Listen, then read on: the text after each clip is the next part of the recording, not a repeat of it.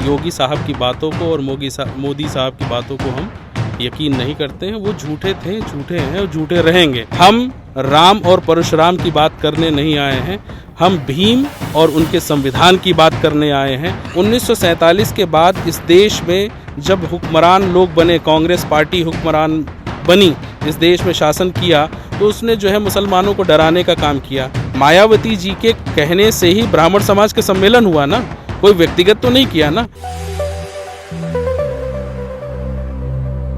नमस्कार, आप देख रहे हैं सोशल न्यूज़। लगातार हम आपको दिखा रहे हैं उत्तर प्रदेश में किस तरीके से चुनाव चल रहा है।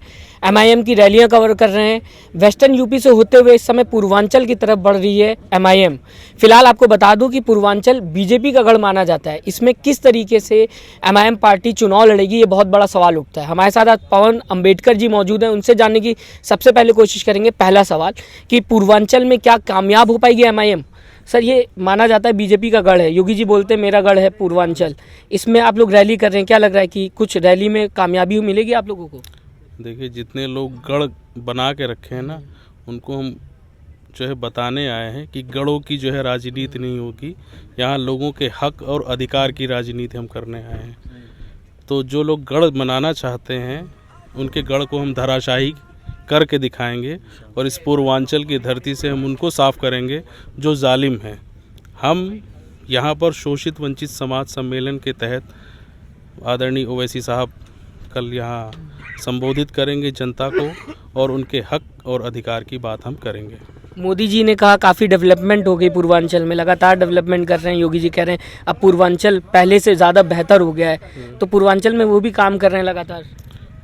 मोदी साहब और योगी साहब को ये समझना चाहिए कि सड़कें जो है भूख नहीं मिटाती हैं। उन सड़कों पर चलने के लिए इन्होंने जो डीजल और पेट्रोल के रेट बढ़ाए हुए हैं, उससे जो है पेट नहीं भरता है।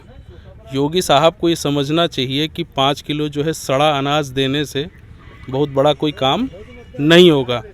हम आने वाले समय में एमआईएम इस देश में शासन करेगी और संविधान के आधार पर जो इस देश के नागरिकों को अधिकार मिलने चाहिए वो हम देने का काम करेंगे। और योगी साहब की बातों को और मोदी साहब की बातों को हम यकीन नहीं करते हैं। वो झूठे थे, झूठे हैं और झूठे रहेंगे। क्योंकि आपके अमित शाह साहब ने भी कहा कि हम सिर्फ जुमले की बात करते हैं, हर हकीकत की बात नहीं करते हैं। तो ये जितनी बातें ये करते हैं वो सब झूठी हैं। अब हमारे आने से इनका झूठ का पर्दाफाश होगा और हम एक बेहतर स्थिति में इस उत्तर प्रदेश में रहेंगे। आने वाला समय बताएगा। इल्ज़ाम भी तो आप लोगों पे काफ़ी लग रहे हैं ना, एक तरफ से देखा जाए जिस तरीके से आप लोग रैलियां करते जा रहे हैं। बीजेपी साथ में समाजवादी भी इल्ज़ाम लगा रही है, तो चारों तरफ से घिरते हुए आप लोग दिखाई दे रहे हैं। देखिए, समाजवादी पार्टी की जब सरकार बनी 2012 में, मुसलमानों की जो है मदद से बनी। यादव तो सब बीजेपी में भाग गया। अब जब मुसलमानों को उनके हक और अधिकार की बात आई तो अखिलेश जी ने अपने हाथ खड़े कर दिए। 12 में सरकार बनने के बाद 13 में इन्होंने मुजफ्फरनगर दंगे कराए। मुजफ्फरनगर दंगों में जब लोग मर रहे थे, लोग ठंड में जो है कराह रहे थे, तो ये जो है सैफई में नंगा नाच देख रहे थे। तो ये सारे लोग जो है ना, अब मुसलमानों को बेवकूफ़ नहीं बना सकते हैं। और रही बात अन्य पार्टियों की, मैं बहुजन समाज पार्टी की ज़रूर बात करूँगा। 2007 के बाद बहुजन समाज पार्टी में ब्राह्मणवादी मानसिकता के लोग घुस गए, जिन्होंने इस देश में बहुजन समाज पार्टी की आधारभूत विचारधारा क्या थी? समता मूलक समाज की स्थापना करना और इस देश में संविधान का राज कायम करना और गैर बराबरी की व्यवस्था को दूर करना।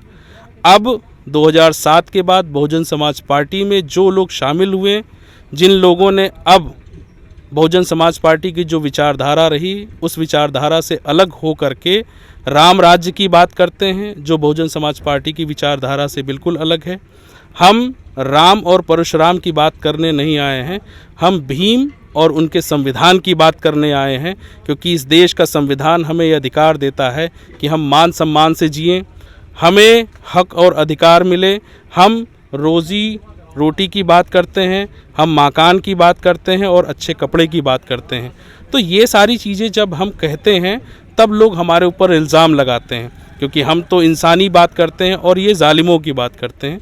तो बिल्कुल ना हम किसी पार्टी की बात करते हैं, ना किसी अन्य दल की बात करते हैं, हम अपनी बात करते हैं कि इस देश में संविधान का राज होगा और उसके अधिकार जो मिलने चाहिए लोगों तक वो मिलेंगे। सर, अगर बहुजन समाज पार्टी की बात करें, मायावती ने अब साफ कर दिया है कि हम बीजेपी के साथ भी जा सकते हैं। आप किस तरीके से देखते हैं इस बयान को? देखिए, वही मैंने कहा ना कि 2007 के बाद इस प्रदेश में जो है बहुजन समाज पार्टी ने ये कहा कि हम सोशल इंजीनियरिंग के नाम पे सरकार बनाए हैं। सोशल इंजीनियरिंग का सबसे ज़्यादा फ़ायदा ब्राह्मणों ने उठाया। सोशल इंजीनियरिंग के नाम पर ही SC/ST एक्ट में सबसे पहले बहुजन समाज पार्टी के माध्यम से बहन जी ने संशोधन कराया और उस संशोधन की वजह से SC/ST एक्ट के लोगों को जो है बहुत बड़ा खामियाजा भुगतना पड़ा। मैं इस चीज़ को लेकर के कहना चाहता हूँ, 2018 में जब सुप्रीम कोर्ट ने SC/ST एक्ट में डाइल्यूशन की बात कही, सुप्रीम कोर्ट ने ये क्या कहा कि अगर SC का कोई व्यक्ति अपना केस रजिस्टर कराना चाहता है कि मेरे साथ एट्रोसिटीज़ हुई हैं, जातीय हमला हुआ है, तो सुप्रीम कोर्ट ने कहा था कि आपकी रजिस्ट्री या FIR तभी दर्ज होगी जब इंक्वायरी होगी। तो मैं ये कहना चाहता हूँ, इसकी भूमिका बहुजन समाज पार्टी में 2007 में ही रख दी गई थी। तो ये विरोधाभास अभी तक लोगों को शायद पता नहीं है कि 2007 में ही जो बहुजन समाज पार्टी ने SC/ST एक्ट को डाइल्यूट करने का काम किया था, वही काम सुप्रीम कोर्ट ने 2018 में किया था। तो अब जो नई बहुजन समाज पार्टी आई, उसकी विचारधारा समतामूलक समाज की विचारधारा नहीं रही। अब वो उसमें गैर बराबरी की व्यवस्था के आधार पर फिर से वही चीज़ें पनप रही हैं। सर, क्या यही वजह है चंद्रशेखर आज़ाद ये कह रहे हैं कि हम अलग पार्टी बनाएंगे?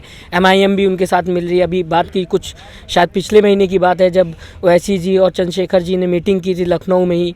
तो क्या ये वजह है जो मतलब अलग बहुजन समाज के लोग और साथ ही साथ मुस्लिम समाज के लोग अलग होते हुए दिखाई दे रहे हैं और एक साथ मिल के नई पार्टी बनाते हुए दिखाई दे रहे हैं उत्तर प्रदेश में? देखिए, क्या है कि 1947 से पहले की दोनों स्थितियां अलग अलग थीं। 1947 से पहले इस देश के मुसलमानों ने वो अत्याचार नहीं सहा जो हम लोगों ने सहा है। मतलब हमारा जो अत्याचार हुआ हमारे ऊपर, वो हम सदियों से सहते हुए आए हैं। 1947 के बाद ये सारी स्थितियां मुसलमानों के साथ होने लगी। जो अत्याचार अछूतों के नाम पर हमारे महापुरुषों ने सहे, हमारे पूर्वजों ने सहा, 1947 के बाद इस देश में जब हुक्मरान लोग बने, कांग्रेस पार्टी हुक्मरान बनी, इस देश में शासन किया, तो उसने जो है मुसलमानों को डराने का काम किया। अब हम उन लोगों के साथ निश्चित रूप से खड़ा होना चाहते हैं। हमारी पार्टी उनकी बात करती है जो शोषण के खिलाफ हैं, जो अत्याचार के खिलाफ है। हम लोग उनके लिए बात करते हैं जो मजलूम हैं। आज के दौर में मुसलमानों का नाम लेकर के उनके ऊपर अत्याचार किए जा रहे हैं, उसको हम बेहतर ढंग से समझ सकते हैं। हम मतलब कि हम जिनको सदियों से अछूत कहा गया और तरह तरह की गालियां दी गई, हम वो दर्द ज़्यादा बेहतर समझते हैं। इसीलिए चंद्रशेखर का भी वही मूवमेंट है।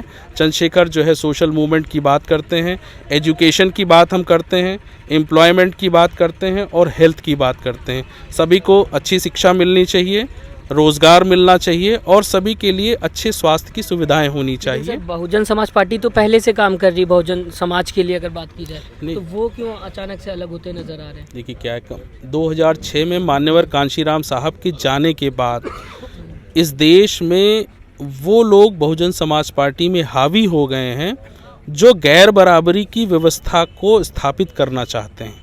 मैं को भी अगर बात की जाए, उनकी भी बात कर रहे हैं आप? नहीं, मैं बिल्कुल, देखिए क्या है ना कि बहन जी जब किसी व्यक्ति के वक्तव्य, जो कोई व्यक्ति, जैसे अभी 4 महीने पहले ब्राह्मण सम्मेलन समाज के नाम पे सम्मेलन किया गया, तो मैं तो यही कहूँगा ना, या पूरी देश या दुनिया यही कहेगी ना कि बहुजन समाज पार्टी के माध्यम से, यानी मायावती जी के कहने से ही ब्राह्मण समाज का सम्मेलन हुआ ना, कोई व्यक्तिगत तो नहीं किया ना। तो जो भी चीज़ें हो रही हैं, कोई भी व्यक्ति अगर स्टेज पर खड़ा होकर के स्टेटमेंट दे रहा है तो ये माना जाएगा कि वो बहन जी का ही स्टेटमेंट है। जैसे सतीश चंद्र मिश्रा ने मंच पर खड़े होकर के कहा कि अगर आगामी इलेक्शन के बाद अगर बहुजन समाज पार्टी की सरकार बनती है तो हम अयोध्या में सबसे बेहतर राम मंदिर बनवाएंगे। तो ये स्टेटमेंट अगर सतीश चंद्र मिश्रा बोल रहे हैं तो इसका मतलब ये स्टेटमेंट बहन जी का है। अगर ये स्टेटमेंट बहन जी का नहीं होता तो ये क्रॉस करती, ये कहती कि ये इनका व्यक्तिगत बयान है, पार्टी से इसका कोई लेना देना नहीं है, लेकिन कोई स्टेटमेंट बहन जी की तरफ से नहीं आया, इसलिए मैं ये मानूंगा कि ये स्टेटमेंट बहन जी के तरफ से है और बहुजन समाज पार्टी का ऑफिशियल स्टेटमेंट। मैं ये भी कहता हूँ, यही हमारी विरोधाभास की चीज़, बहुजन समाज पार्टी की जब विचारधारा आगे बढ़ी तो उसमें समता मूलक समाज की स्थापना की बात कही गई। हम धर्म और जाति की बात नहीं करते हैं, हम गैर बराबरी की व्यवस्था की बात नहीं करते हैं, लेकिन बहुजन समाज पार्टी के मंच से अगर कोई खड़ा होकर के ये कहता है कि हम राम मंदिर बनवाएंगे, तो मैं इसका विरोध करता हूँ, हमारा समाज इसका विरोध करता है। जितना भी एससी समाज है राम मंदिर बनाने के लिए कभी नहीं कहा। बाबा साहब ने 3 मंत्र कहे, शिक्षित बनो, संगठित हो और संघर्ष करो। हम शिक्षा की बात करते हैं और वो राम मंदिर की बात करते हैं। इस देश में धर्म नहीं, संविधान का राज होगा, राम राज्य नहीं, बाबा साहब के बनाए हुए संविधान के आधार पर लोकतंत्र का राज होगा, इसकी हम बात करते हैं। सर आखिरी में मैं जानना चाहूँगा, जिस तरीके से अगर बात की जाए, काफ़ी टाइम से बहुजन समाज पार्टी उत्तर प्रदेश में है और समाजवादी पार्टी की भी बात कर ले वो भी काफ़ी समय से है, तो जो लोग हैं वो बटे हुए दिखाई दे रहे हैं, चाहे बहुजन समाज की बात कर लें, चाहे मुस्लिम समाज की बात कर लें। ऐसे में MIM कैसे लोगों को एक साथ एक स्टेज पे लाएगी और कैसे इस चुनाव में अपना किरदार निभाएगी?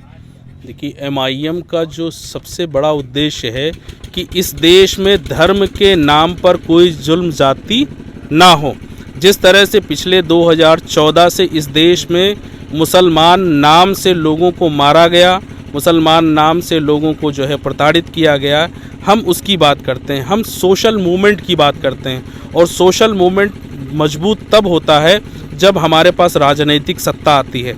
हम राजनीतिक सत्ता पाने के साथ साथ सोशल मूवमेंट की बात करते हैं और वो चीज़ हम आगे बढ़ाएंगे, यही हमारा कहना है। और जो लोग हैं, अब बहुत सारे लोग कहते सिर्फ मुसलमानों की बात हो रही, नहीं, हम शोषित वंचित समाज की बात कर रहे हैं। शोषित वंचित समाज में मुसलमान के अलावा वो सभी लोग आते हैं जिन्होंने सदियों से गैर बराबरी की व्यवस्था को सहा है।